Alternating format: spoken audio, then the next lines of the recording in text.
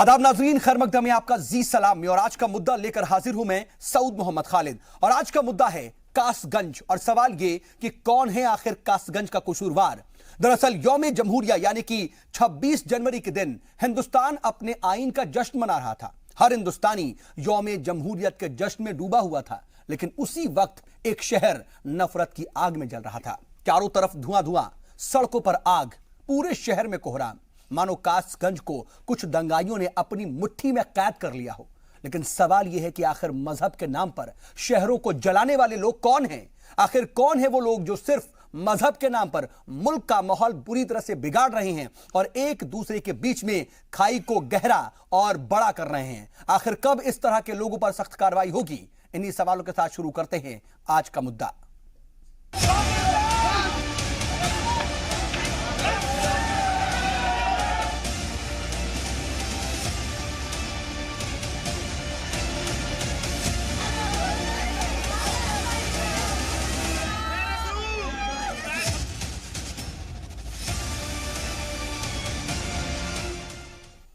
जी हां, सवाल यह है कि आखिर कासगंज का कसूरवार कौन है? कासगंज नफरत की आग में जले एक शहर का नाम बन चुका है, जहां यौम जमहूरिया के दिन कुछ दंगाइयों ने पूरे शहर को जला डाला। लेकिन सवाल यह है कि वही कासगंज पहले हिंदू मुस्लिम यकजहती और एकता की मिसाल कहा जाता था। आखिर किसने जला दिया कासगंज को? एक खुसूसी रिपोर्ट आपको दिखाते हैं इस वक्त की सूरत हाल पर। उसके बाद होगी इसी पर बातचीत की शुरुआत। जब दिलों से मोहब्बत खत्म हो जाती है, जब दिलों से इंसानियत मर जाती है, जब सोच तंग और दिल संग हो जाता है, तो यूपी का एक शहर जलता हुआ कासगंज बन जाता है। कैसा मंजर था उस वक्त जब तिरंगा आसमान छू रहा था, जब हर हिंदुस्तानी अपने वजूद पर गुमान कर रहा था, जब हर हाथ तिरंगे को सलामी दे रहा था। तब कासगंज नफरत की आग में जल रहा था। मजहब के नाम पर शुरू हुए नारे गोली में बदल गए और देखते ही देखते पूरे शहर को दंगाइयों ने अपनी मुट्ठी में ले लिया और कासगंज को मजहबी आग में झोंक दिया।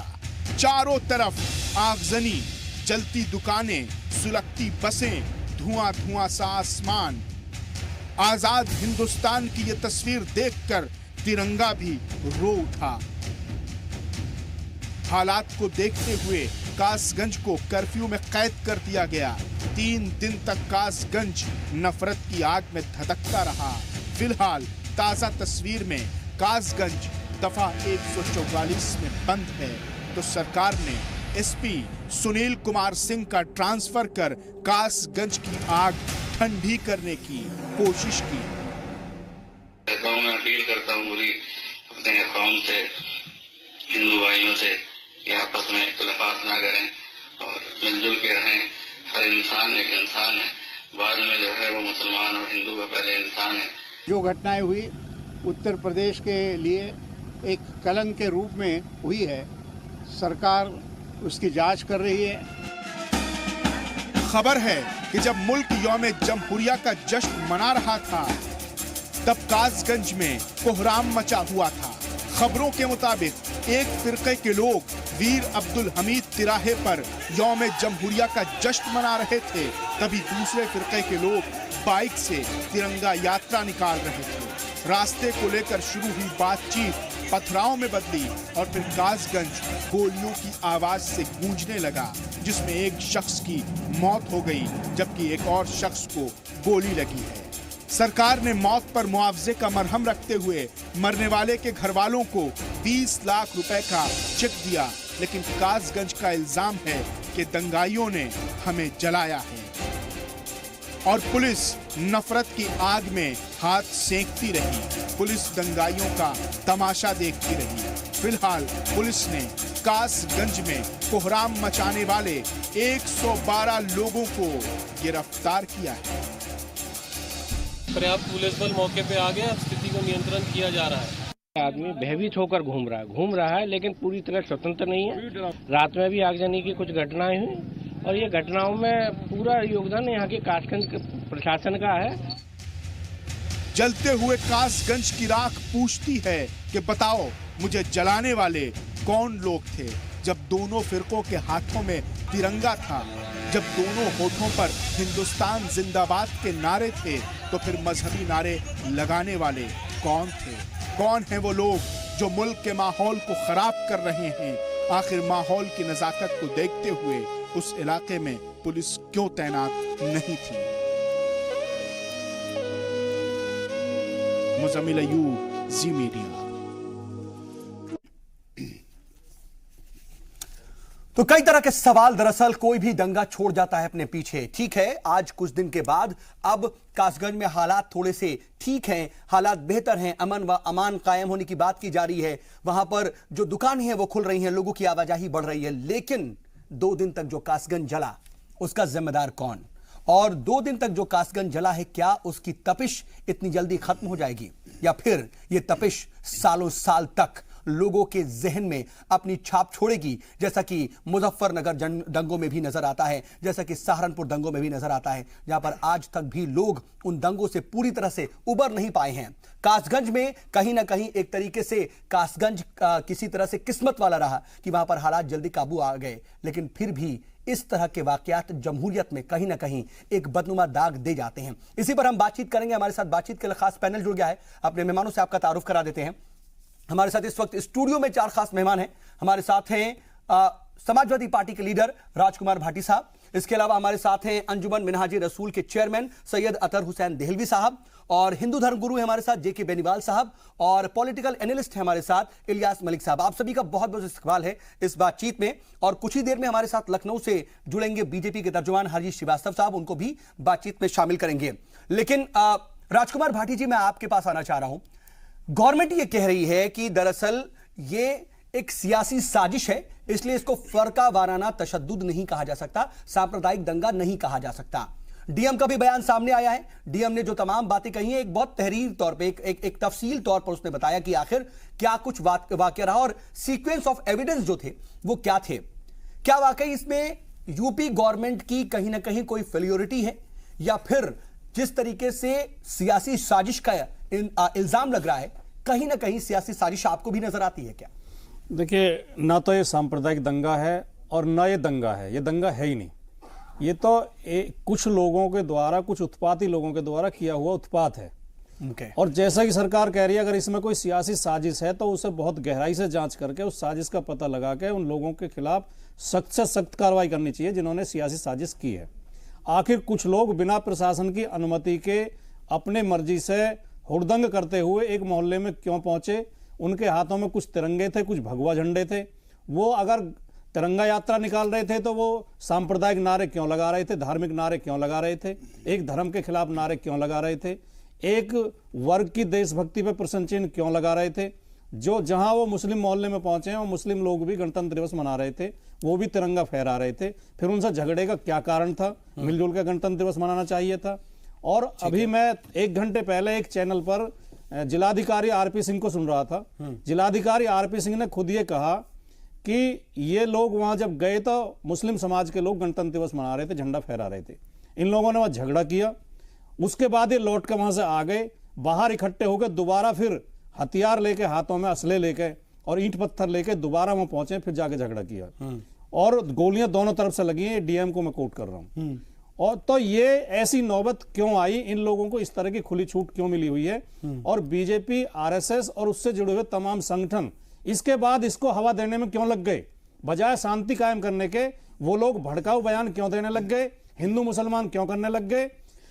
बीजेपी के सांसद राजवीर सिंह ने वहां जाके किस तरह के नारे लगाए, कहा कि शहर को जला देंगे, शहर को बंद कर देंगे, और यह भी कहा कि हमारे लोगों की कोई गलती नहीं थी, हमारा आदमी मरा है। क्या यह शोभा देता है एक सांसद को जिसने संविधान की शपथ ली है? कौन आपके आदमी है, कौन आपके आदमी नहीं है? क्या ये उत्तर प्रदेश की समझ जनता आपकी नहीं है? उत्तर प्रदेश में बीजेपी की सरकार है, क्या सारी जनता योगी जी की नहीं है? योगी जी कुछ लोगों को अपना मानते हैं, कुछ को पराया मानते हैं। इस तरह की बातें करना, भेदभाव की बातें करना, ये बहुत ही खतरनाक है। हम इसमें बहुत ज्यादा चिंतित हैं और हम जो एक बच्चा मरा है चंदन गुप्ता, उसके प्रति संवेदना प्रकट करते हैं, उसके परिवार के प्रति संवेदना प्रकट करते हैं। सरकार उसको कम से कम 50 लाख रुपए की मदद करे, उसके परिवार से एक सदस्य को सरकारी नौकरी दे, लेकिन उन षड्यंत्रकारियों का पता लगाकर उनके खिलाफ लेकिन राजकुमार जी, कार्रवाई की जाए जिनकी वजह से ये हुआ। क्या ये सियासत नहीं है? ठीक है, आपने तमाम लोगों को कोट किया कि इस तरह के बयान दिए गए, लेकिन यूपी गवर्नमेंट ने कहीं ना कहीं बीजेपी तमाम नेताओं के वहां तक पहुंचने के लिए भी मनाही कर दी। साध्वी प्राची वहां जा रही थी, उन्हें रोक दिया गया, तो उसने तो अपनी कोशिशें की। वहीं दूसरी तरफ हम देख रहे हैं साबिक सीएम अखिलेश यादव इसको लेकर के यूपी गवर्नमेंट पर सवाल खड़े कर रहे हैं। वो भी तो कह रहे हैं कि हाँ, क्यों, आपने भी अभी कहा कि एक वर्ग के खिलाफ नारे क्यों लगा रहे थे, या फिर कांग्रेस की तरफ से भी तमाम तरह के बयान सामने आ रहे हैं। क्या अलग अलग फिरकों में बांट करके सियासत जो है या सियासी पार्टियां अपने हिसाब से वोट बैंक देखती है और वो उसी के हिसाब से बात करती है? चाहे बीजेपी के लिए दूसरा वोट बैंक हो, आपके लिए दूसरा, लेकिन बात तो सिर्फ वोट बैंक की हो रही है। टोटलिटी में बात कौन कर रहा है सर? साउथ जी, मुझे तो एक हिंदी फिल्म के एक गाने की पंक्ति याद आ रही है कि चिंगारी कोई भड़के तो सावन उसे बुझाए, सावन खुद आग लगाए उसे कौन बुझाए। यहां तो खुद सरकार कटघरे में खड़ी है। आखिर इतना छोटा सा कस्बा कासगंज, उसमें इतनी फोर्स होते हुए भी 3 दिन तक बवाल क्यों होता रहा, आगजनी होती रही, पुलिस के ऊपर भी हमला किया गया। जहां प्रभु पार्क में चंदन गुप्ता का शव रख के लोग बैठे थे, जब वहां पुलिस उन्हें समझाने के लिए गई रात के समय, तो पुलिस के ऊपर फायर किए गए। ये इसकी अनदेखी क्यों की गई, लोगों को आगजनी क्यों करने दी गई, लोगों को खुला क्यों छोड़ा गया, उनके खिलाफ ठीक है, ये एक बड़ा सवाल है। ये इसमें सरकार पहली बार जब हालात कंट्रोल में आ गए तो दोबारा जब हालात कंट्रोल में नहीं रहे तो कहीं ना कहीं इंतजामिया अंदाजा लगाने में चूक गया। बहरहाल हम आगे बढ़ेंगे और आपके पास आएंगे राजकुमार जी, लेकिन हमारे साथ इस बीच लखनऊ से बीजेपी के तर्जुमान हरीश श्रीवास्तव साहब भी जुड़ चुके हैं। हरीश जी, आपका भी बहुत बहुत इस्तकबाल है। जी सलाम। हरीश जी, कई तरह के सवाल उठ रहे हैं। गवर्नर सीधे सीधे ये कह रही हैं कि यूपी के लिए एक कलंक है। डीएम ये बात कह रहे हैं बाकायदा तफसीली तौर पर कि वहां पर झगड़ा हुआ, मुस्लिम समाज तिरंगा फहरा रहा था, उसके बाद वहां पर कहासुनी हुई, लोग चले गए, उसके बाद हथियार लेकर के वापस आए। उसके बाद कई तरह के सवाल इसलिए भी उठ रहे हैं कि सांसद महोदय कह रहे हैं, जनाब सांसद ये कह रहे हैं कि हमारा बंदा मरा है। तो क्या किसी सांसद के लिए जिसने आइन की कसम खाई हो, हलफ ली हो, उसके लिए हमारा और कोई दूसरा बंदा होगा या फिर पूरी आवाम उनकी होती है? इस तरह के बयान देने और जिस तरीके के सवाल इस वक्त यूपी गवर्नमेंट पर उठ रहे हैं, क्योंकि यूपी गवर्नमेंट साफ तौर पर कह रही है कि यह फिरका वाराना नहीं, सांप्रदायिक मामला नहीं, बल्कि सियासी साजिश है। क्या आप इस पूरे मामले को ढकने की कोशिश कर रहे हैं, अपने आप को बचाने की कोशिश कर रहे हैं? जैसा कि सीएम ने कहा था सितंबर में कि 6 महीने में कोई दंगा नहीं हुआ, तो आप ये चाहते हैं कि साल भर बाद भी कहें कि कोई दंगा नहीं हुआ?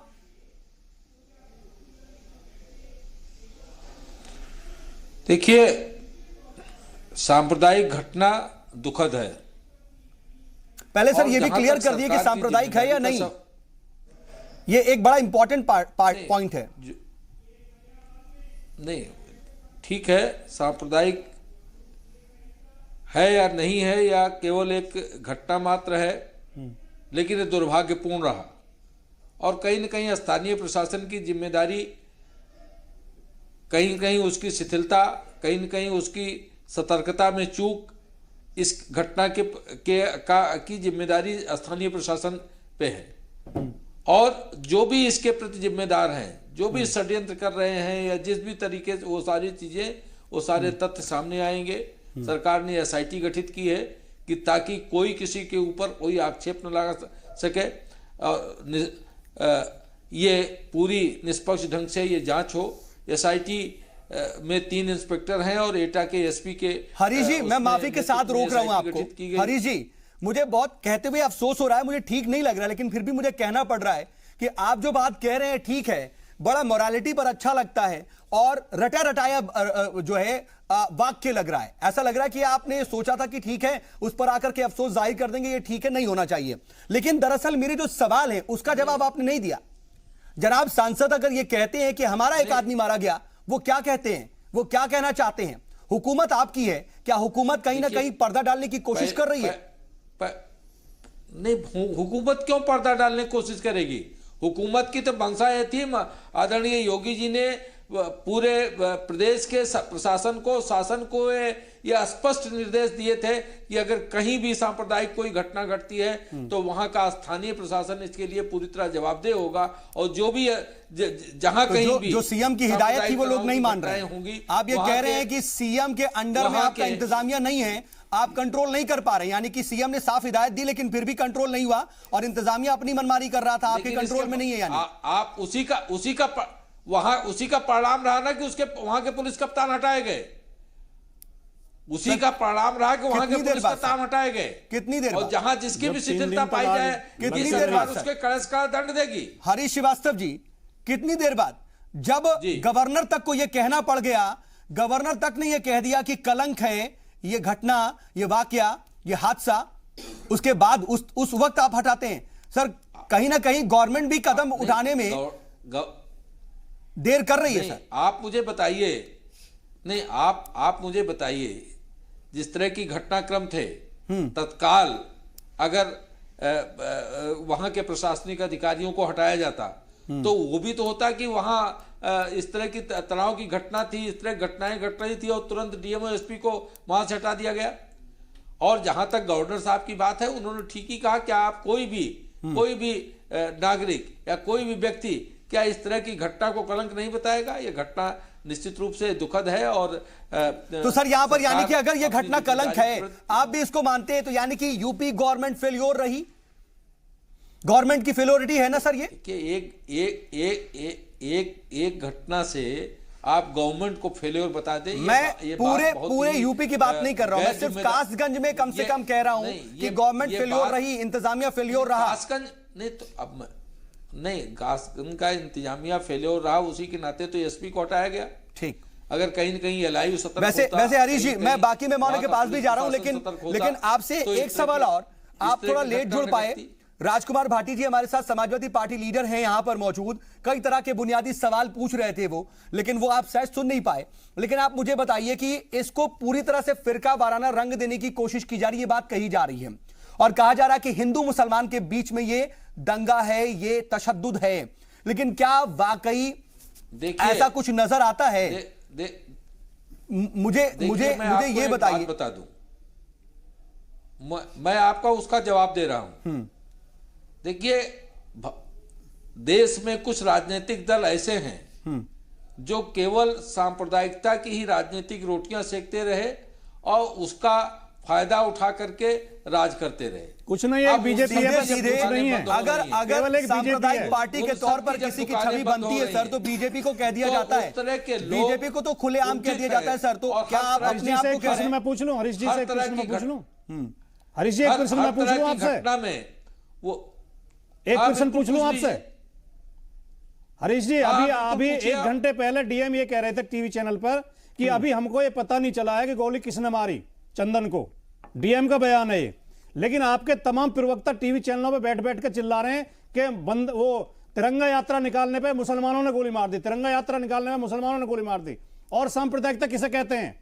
आप देश का माहौल नहीं खराब कर रहे हैं। एक जिम्मेदार पार्टी होते हुए आप गैर जिम्मेदारी का पर्चा दे रहे हैं। आप ये देखिए, नहीं आप ये देखिए कि वहीं के पुलिस प्रशासन ने वहां का जो इस कांड का जो भी मुख्य अभियुक्त है उसको चिन्हित किया है। अभी कोई अब नहीं चिन्हित नहीं, डीएम का खुद बयान है, अभी चिन्हित नहीं हुआ है। अरेस्टिंग तो नेम्ड होने पे हुई है, पक्ष ने नेम्ड किया कि इन लोगों ने मारी है। डीएम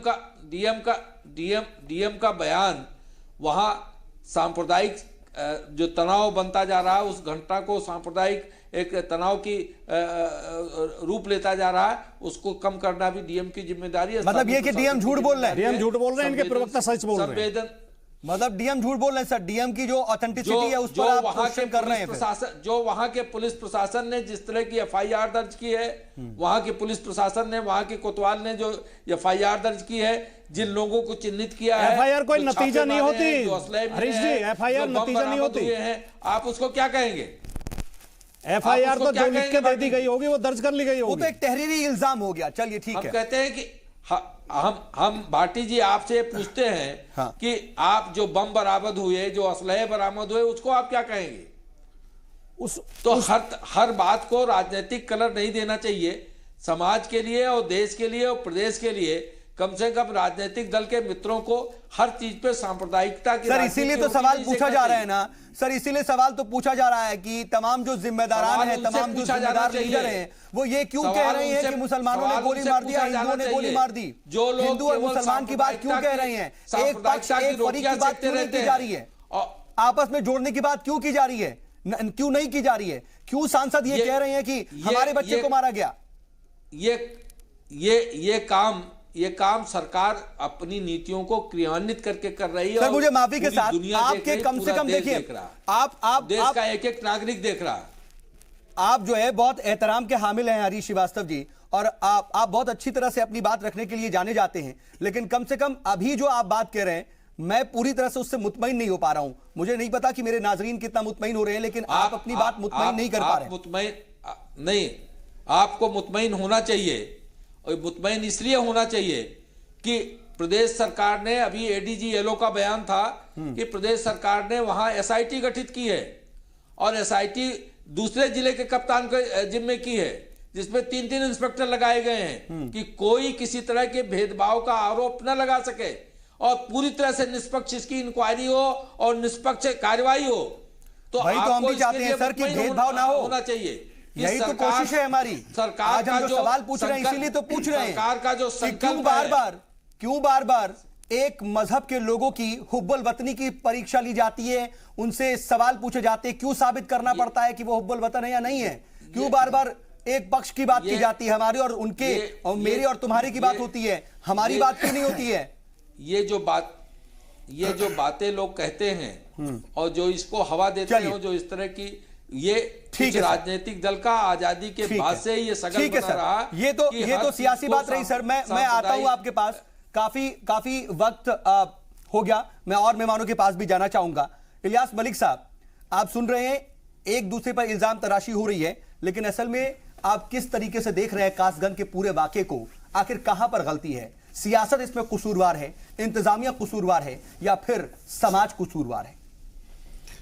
देखिए ऐसा है, ये तो बहुत अफसोसनाक है, इसमें कोई शक नहीं, लेकिन अभी तक ये कहा जाता था कि मुसलमान जो है वो तिरंगा मदरसों में फहराए, इस पे सवाल उठा। मुसलमानों ने कहा कि हम तो तिरंगा पहले से मदरसों में फहरा रहे हैं, उसकी तस्वीरें, उसकी फोटोग्राफी की बात हुई। अब जबकि 26 जनवरी को खुद वो कौम तिरंगा फहरा रही थी और सर वो हमेशा वहां पर फहराती रही है, और वो हमेशा वहां वीर अब्दुल हमीद चौराहे पर ऐसा होता है। ऐसी सूरत में वहां पर जो कुछ भी हुआ, और जैसा कि अभी यहाँ बयान भी हुआ और आपकी रिपोर्ट भी देखी गई और तमाम चैनल्स में, सोशल मीडिया पे हर जगह ये चीज फैली हुई है कि किस तरह वहां ये झगड़ा हुआ, गोलियां चली और जान गई। अभी खुद इसी चैनल पे जो डिस्कस हो रहा है उसमें यह हुआ कि वो जो चंदन गुप्ता जिसकी मौत हुई वो यकीनन बहुत अफसोसनाक है। अफसोसनाक इसलिए भी है कि देखिए जब गोली चलती है तो वो मजहब नहीं देखा करती। बिल्कुल सर। और दूसरी बात यह है कि जिस मां के लाल की मौत हुई है उससे जाके कोई पूछे कि भाई वो क्या उसको तकलीफ कितनी है, उसकी तकलीफ कौन दूर करेगा? क्या पैसे उसके बच्चे को वापस ला देगा? ऐसा नहीं है। तो जो माहौल खराब होता है उस वक्त लोगों के अंदर जो एक शैतान सवार होता है उसको पहले रोकना चाहिए। जब मालूम है कि हालात ऐसे हो सकते हैं या कहीं कोई चीज हो सकती है तो हम समझते हैं कि प्रशासन को पहले से मुस्तैद होना चाहिए था। दूसरी बात यह है कि जब एक बार उस पर काबू पा लिया गया तो फिर उसको दोबारा कैसे हुआ इस पर भी गौर करने की जरूरत है। बिल्कुल, बहुत बुनियादी बातें आपने कही, और सर ये सबसे बड़ी बात यही है कि जब फिर अभी तो गवर्नर साहब ने खुद कह दिया तो इसलिए किसी चीज के कहने की जरूरत नहीं रही।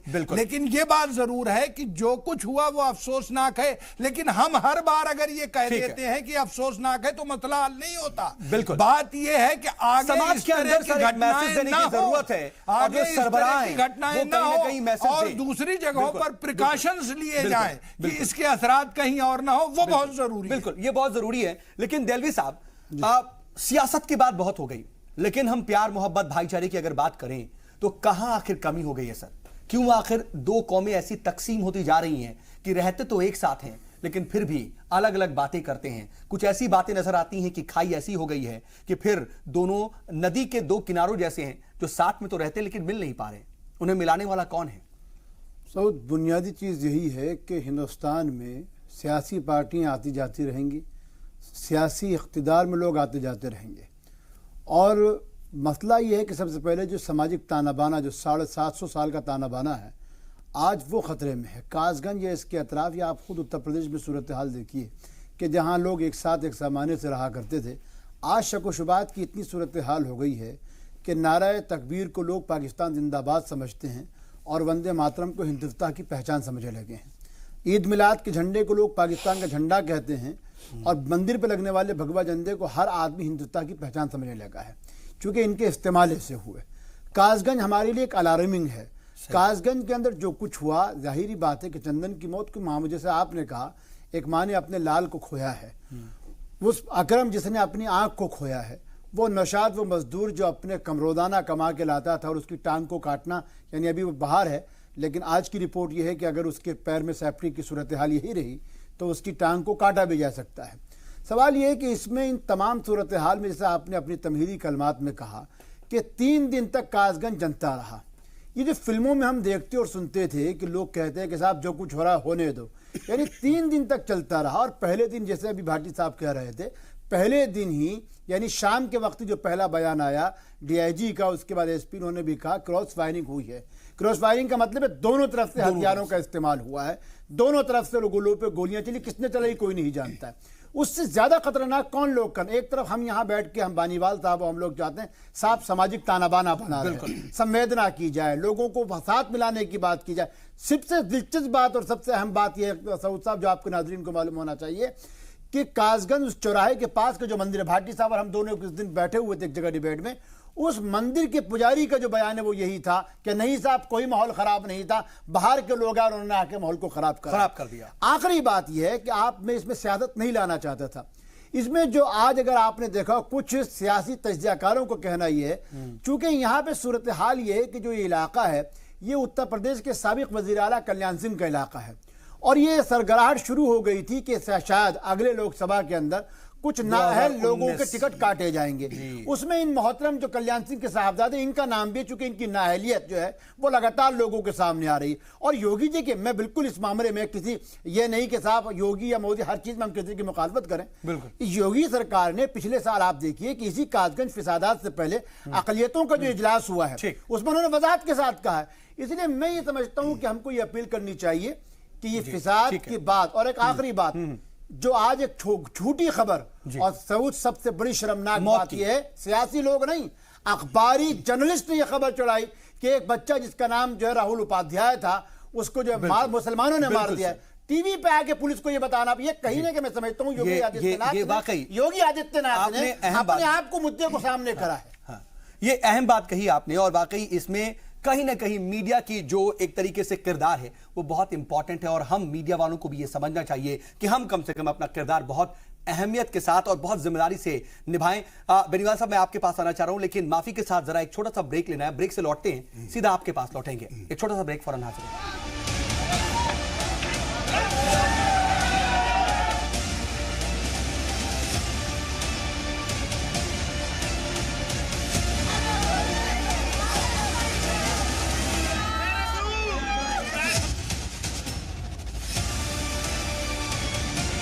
तो कासगंज का कसूरवार कौन है? सवाल दरअसल इसलिए अहम हो जाता है कि अगर किसी की तरफ से कोई गोली निकलती है तो वो मजहब, वो शख्स नहीं देखती, बल्कि वो जिस्म देखती है। वो कोई भी हो सकता है, किसी भी मजहब का हो सकता है। इसलिए जरूरत इस बात की है कि हथियारों को, गोलियों को, तलवारों को किनारे रखा जाए। ये सिर्फ अपनी हिफाजत के लिए इस्तेमाल हो, किसी के ऊपर हमला करने के लिए, किसी को नुकसान पहुंचाने के लिए नहीं। लेकिन ऐसा होता नहीं है, और सियासत इस आग में घी डालने का काम करती है। ये सबसे ज्यादा अफसोसनाक बात है। हमारे साथ बातचीत के लिए खास पैनल मौजूद है।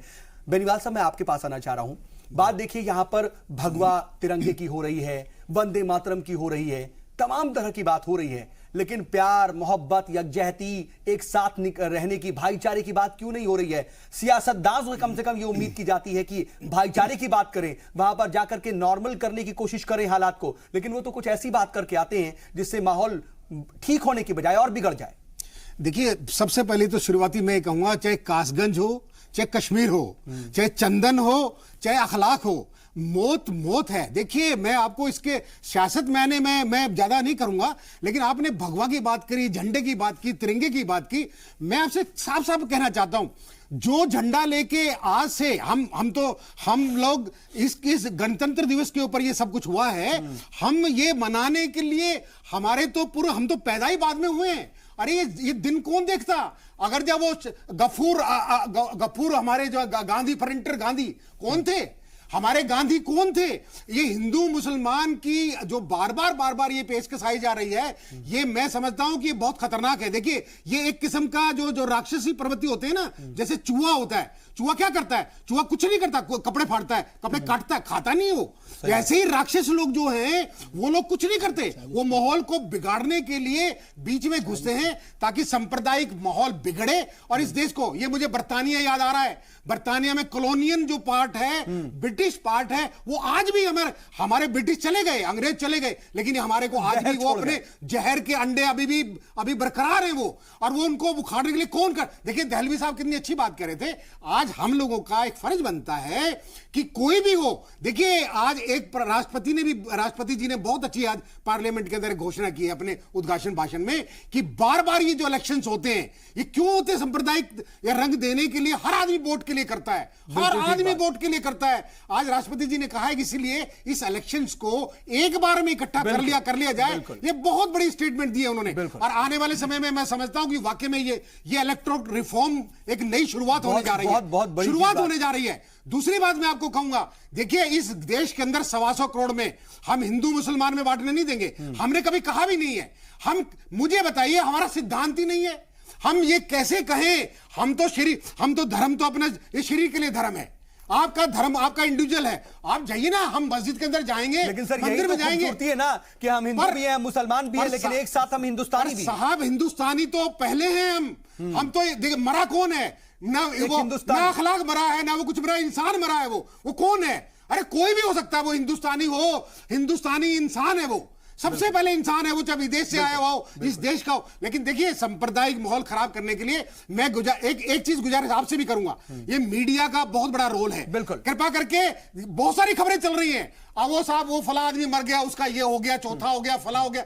देखिए, मीडिया को जिम्मेवारी, मीडिया हमारा बहुत बड़ा स्तंभ है। मीडिया में जो स्टेटमेंट, हम जो एक शब्द बोल रहे हैं, लोग उसको देख रहे हैं, और इसलिए जी को सलाम कर रहे हैं, ताकि आप बार बार इन मुद्दों को उठा के और उनको आप उसमें घी नहीं डाल रहे हैं, बल्कि उसमें कुछ बुझाने की कोशिश कर रहे हैं, और हम आपको सलाम बालू डाल रहे हैं, हम आपको सलाम कर रहे हैं। सर, बहुत शुक्रिया इसका, और हम लगातार इस तरीके से अपने फर्ज को अंजाम देते रहेंगे। लेकिन देलवी सर, बात तो यही है कि मीडिया भी कोशिश तो करता है, लेकिन जमीन पर जब वहां पर हम हालात को देखते हैं तो जरूरत सबसे ज्यादा उस जगह पर है, क्योंकि देखिए वहां पर इस वक्त इंटरनेट नहीं है।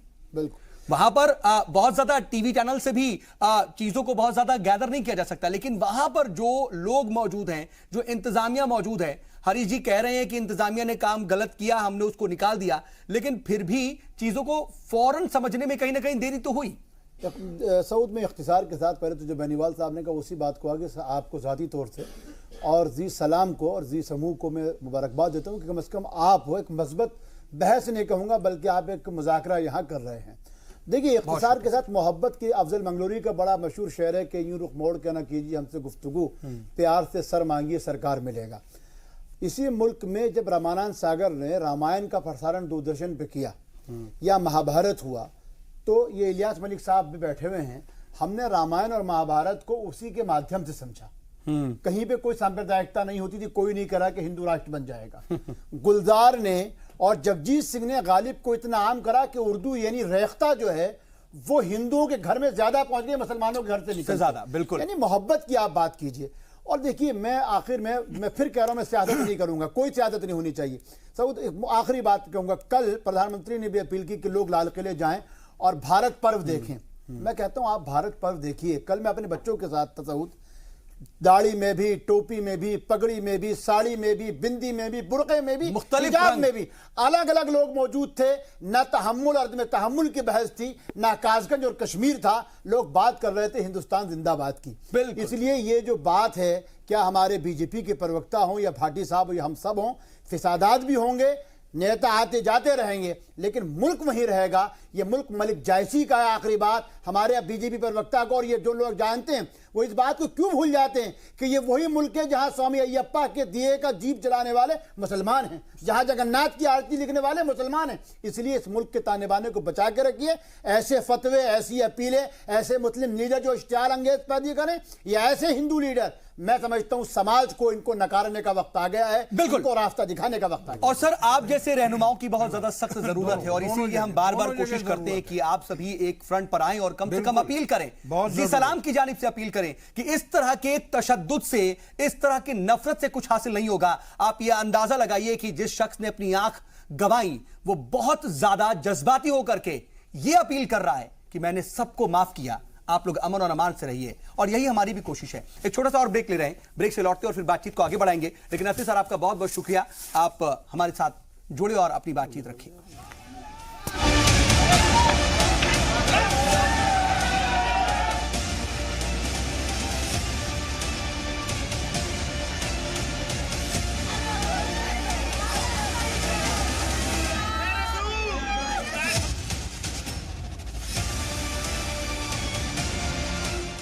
कुछ सेकंड्स पहले जो तस्वीरें आप देख रहे थे, दरअसल किसी भी मुल्क की जमहूरियत के लिए सबसे ज्यादा अफसोसनाक तस्वीरें वही थीं।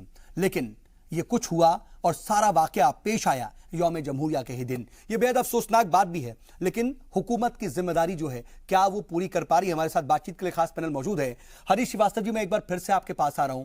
देखिए हरीश जी, तमाम तरह की बातें तो कही जाती हैं, लेकिन हुकूमत की अपनी जो जिम्मेदारियां हैं, क्योंकि देखिए फेलियोरिटी तो सर इस बात में आप मानिए कि हुई, क्योंकि सिर्फ जिस दिन तशद्दुद हुआ सिर्फ वहीं तक मामला नहीं रुका, क्योंकि जब दोबारा दाह संस्कार के बाद तशद्दुद भड़का, उसके बाद 3 दिन तक कासगंज ज्यादा जला।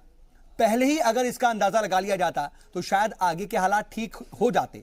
आप राजनीतिक साजिश की बात करते हैं, लेकिन फिर भी उसको समझने में चूक जाते हैं। नहीं, बिल्कुल आपकी बात सही है। लेकिन एक तो जो इस तरह की जो घटनाक्रम होते हैं, आप भी एक बात से इत्तेफाक रखेंगे कि इसमें जो अफवाहें हैं, जो तरह तरह की झूठ अफवाहें और विस्फरिंग, ये इसका एक बहुत बड़ा कारण बनती है। और कहीं न कहीं वो कारण था, तभी तो वहाँ के जो पुलिस कप्तान हैं उनको वहाँ से हटाया गया। वो जिम्मेदारी ये मानते हुए सरकार भी ये मानती है कि कहीं न कहीं जो वहाँ का स्थानीय प्रशासन था उसकी चूक थी, वहाँ की एलआईयू की चूक थी, इसलिए तो वहाँ के जो जिम्मेदार अधिकारी थे उनको हटाया गया। और जैसा कि माननीय मुख्यमंत्री जी ने बहुत पहले कहा था कि कहीं भी किसी जनपद में अगर कोई सांप्रदायिक तनाव की घटना होगी तो उसके लिए सीधे सीधे हरीश जी, मैं एक, लेकिन देखिए आपने जो बात कही है हरीश जी, मेरा एक छोटा सा सवाल है, क्या आपको लगता है कि पुलिस कप्तान को 3 दिन बाद हटा देना यही इतना काफी है? इतना बड़ा तशद्दुद है, 112 लोगों की गिरफ्तारियां हुई हैं, उसके बाद एक शख्स की मौत हो गई, और कई तरह की बातें अभी भी हो रही हैं। सियासतदान जो छोटे मोटे चुटभुल्ले नेता हैं, उनकी जबान पर लगाम कौन लगाएगा सर? यह भी तो आपकी जिम्मेदारी है। नहीं, बिल्कुल नहीं, उनके ऊपर भी लगाम होना चाहिए। सर आपको अच्छी तरह से अंदाजा है, आप अपोजिशन में थे, आप जो है सरकार में नहीं थे, लेकिन मुजफ्फरनगर में क्या कुछ हुआ था आपको पता है। इस तरह की तकरीरें, इस तरह के भड़काऊ भाषण ही कहीं ना कहीं मुजफ्फरनगर दंगे को इतना बड़ा दंगा बना दिया था उसने। कासगंज में भी वही हो रहा है सर। सरकार ने इसीलिए एसआईटी का गठन किया, और एसआईटी की भी जिम्मेदारी दूसरे जिले के पुलिस कप्तान को दी, ताकि किसी के साथ कोई यह कह सके कि उनके साथ निष्पक्ष कार्रवाई नहीं हुई या कहीं कोई भेदभावपूर्ण कार्रवाई हुई। सरकार की मंशा एकदम साफ है, बिना भेदभाव के सबके साथ न्याय। और राजकुमार जी, हरीश श्रीवास्तव जी जो बातें कह रहे हैं, क्या वैसा ही हो भी रहा है जमीन पर? देखिए हरीश श्रीवास्तव जी की बातें मुझे बहुत अच्छी लग रही हैं, मैं इनकी बातों का समर्थन करूंगा। और 4 दिन के अंदर पहले बीजेपी के प्रवक्ता ये मुझे मिले हैं जो कायदे की बातें कह रहे हैं, वरना तो ज्यादातर बीजेपी के प्रवक्ता झूठ बोल रहे हैं, चैनलों पे बैठ के अफवाह फैला रहे हैं और फिरका परस्ती को हवा दे रहे हैं। मैं इनकी बातों से पूरी तरह मुतमईन हूं, पर जैसी इनकी भावना है, ऐसी भावना इनकी पार्टी में और सरकार में रहे, और न्याय, दूध का दूध पानी का पानी हो, कासगंज के दोषियों को सजा मिले और पीड़ितों को न्याय मिले, ये हम इनसे अपेक्षा करेंगे। जिन लोगों की वजह से झगड़े की शुरुआत हुई, जिन लोगों ने हुड़दंग किया, जो हथियारबंद होकर आए और हमला किया, उन लोगों को सख्त सजा मिले। जिन लोगों ने अफवाह फैलाई, एक और युवक की 2 जगह शोक सभाएं भी कर दी हैं, राहुल उपाध्याय की, कहा कि उसकी भी मौत हो गई है। ये ऐसी अफवाह फैलाने वालों के खिलाफ, और जो राजवीर सिंह जैसे लोगों ने भड़काऊ बयान दिए, इनके खिलाफ भी कार्रवाई की जाएगी, तब निष्पक्षता मानी जाएगी। पीड़ितों को मुआवजा मिले और दोषियों को सजा मिले, ये हम इनसे अपेक्षा करते हैं। इलियास मलिक साहब, ये कहीं ना कहीं एक तरह से इलेक्शन का एंगल भी इसमें तलाशा जा रहा है। कहा यह जा रहा है कि जैसे कि मुजफ्फरनगर दंगे हुए 2013 में और उसके 1 साल बाद जनरल इलेक्शंस थे और उसका इंपैक्ट कहीं ना कहीं इलेक्शन पे पड़ा। उसके बाद अब 2019 के इलेक्शंस हैं, तो मुजफ्फरनगर नहीं तो एक कासगंज नजर आ रहा है। देखिए, ऐसा है, इलेक्शन तो आते जाते रहते हैं। इलेक्शन अभी 1 साल पहले असेंबली का हुआ और 1 साल बाद पार्लियामेंट्री होगा। लेकिन ये जो चीज़ें हैं, जो हिंदू हैं, मुसलमान हैं, सब साथ रह रहे हैं, उनको एक साथ आपस में मोहब्बत के साथ रहना चाहिए। मैं ये समझता हूं कि इलेक्शन से फर्क तो पड़ता है, क्योंकि सियासत जो है वो देखिए, सियासी साजिश की जो बात करें, देलवी साहब ने एक एंगल दिया कि कल्याण सिंह के बेटे की बात उन्होंने कही और वहां पर कहीं ना कहीं उनकी नाअहलियत की वजह से ये सब कुछ हो रहा है। तो क्या वाकई इसके पीछे कोई है? नहीं, देखिए, बाहरी लोग जो आए वो कौन थे? बाहरी ये देखिए, यही तो असल में इंतजामिया की ये जिम्मेदारी है कि वो इस बात का पता लगाए, हुकूमत की ये जिम्मेदारी है कि उस बात का पता लगाए। जो सबसे बड़ा और अहम सवाल उठ रहा है वो यही तो उठ रहा है कि पहले दिन जब वो चीज कंट्रोल कर ली गई थी तो उसके बाद फिर क्यों भड़का, और वो लोग जो बाहर से आए जिनके बारे में बात हो रही है अभी, वो कौन थे? देखिए, कुछ भी हो, जो जिम्मेदारी हुआ करती है वो हमेशा हुकूमत जो होती है उसी की जिम्मेदारी होती है। लेकिन इसके साथ एक बात भी बहुत अहम है, वो ये है कि जो अवाम है उनको भी तहम्मुल रखना चाहिए, जो लीडरान हैं उनको भी तहम्मुल रखना चाहिए। इसमें ये बात आप नहीं देख रहे हैं कि जो भाषण हो रहे हैं वो भड़काऊ भाषण हो रहे हैं जिससे और चीजें भड़के।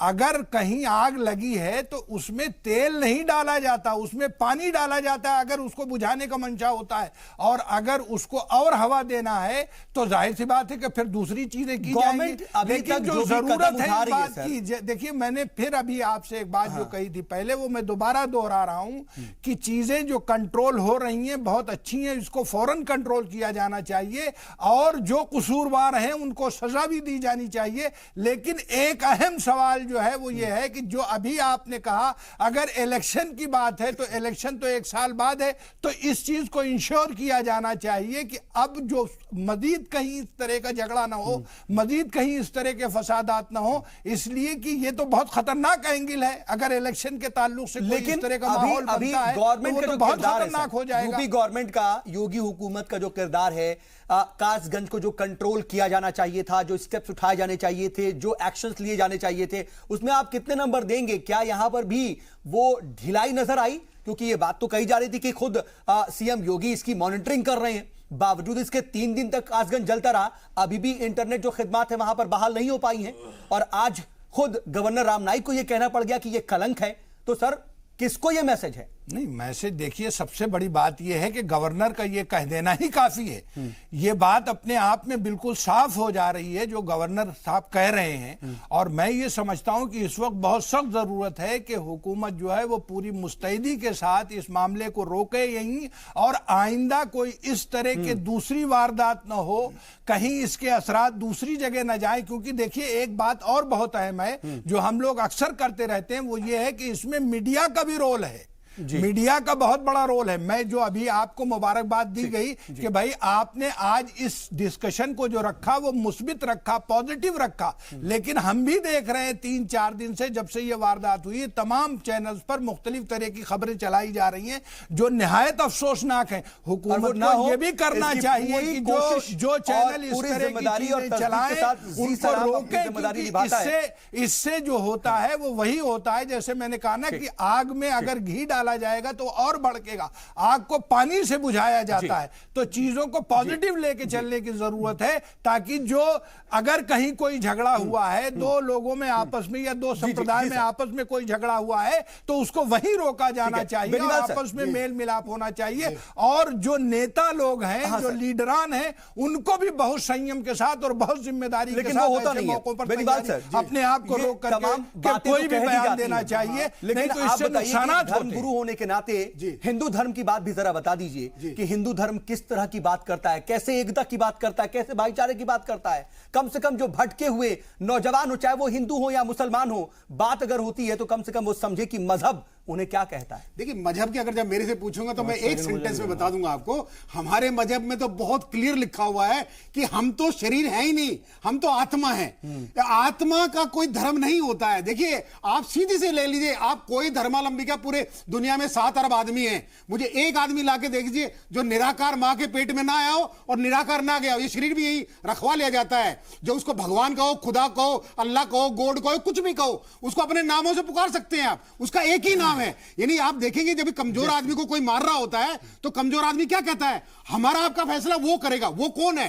अरे वही तो सब कुछ है जो कर रहा है। तो हमारे देखिए, आप हिंदू धर्म की बात है, लेकिन एक चीज मैं आपको जरूर कहूंगा, आपने पूरी डिस्कशन बड़ी अच्छी पॉजिटिव वे में रखी, लेकिन एक मेरा सुझाव और है साथ में। सुझाव ये है जो अभी दहलवी साहब भी कह के गए, मेरा अपना भी सुझाव यही है, एक धार्मिक आदमी होने के नाते, कि जब बार बार ये सांप्रदायिकता की बातें आ रही हैं और आती रहेंगी आगे भी, तो इसको खत्म करने के लिए केवल एक है, कुछ लोग हैं जो भड़काऊ भाषण देते हैं हर तरफ से, हिंदू भी, मुसलमान भी, दूसरे दोनों तरफ से, उनको आइडेंटिफाई करके और बाकायदा सरकार को उनको आइडेंटिफाई करके अपने अपने धर्म गुरुओं के हवाले कर देना चाहिए कि इनको शांत करिए, बल्कि देश के माहौल को ठीक करने के लिए शांत कर देना चाहिए। सिर्फ सरकार को नहीं बल्कि समाज को भी, ये समाज को भी रहना चाहिए। धर्मगुरुओं की बात नफरत फैला रहा है, धर्मगुरुओं की बात कर रहा हूं। फाइनल कमेंट हरीश श्रीवास्तव जी से, इलियास जी माफी के साथ बिल्कुल वक्त नहीं है, मैं फाइनल कमेंट जरा ले लूं कि कम से कम इस वक्त किस तरीके की बात कहेंगे हरीश श्रीवास्तव जी। क्या हम ये उम्मीद करके कासगंज में बिल्कुल अमन अमान रहेगा और यूपी में दोबारा कम से कम अभी आने वाले वक्त में कोई ऐसे मामला नहीं होंगे, इसकी गारंटी दे रहे सर? बहुत शॉर्ट में आपसे जवाब चाह रहा हूं। नहीं, निश्चित रूप से देखिए, ये हमारे नेतृत्व की, हमारे माननीय मुख्यमंत्री जी की गारंटी उत्तर प्रदेश की सम्मानित जनता को है। अगर आप ट्रैक रिकॉर्ड उठा करके देखेंगे भी तो भारतीय जनता पार्टी की जितनी सरकारें नहीं हैं उसमें सांप्रदायिक तनाव की घटनाएं बिल्कुल नहीं हुई हैं। और जो लोग इसको चुनाव से जोड़ करके देखते हैं, जो अभी हाल ही में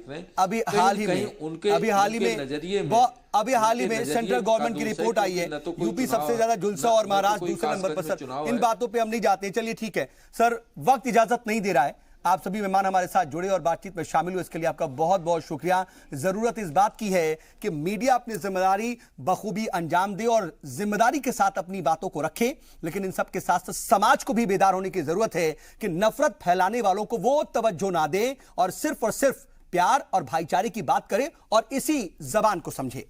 आज का मुद्दा में बस इतना ही।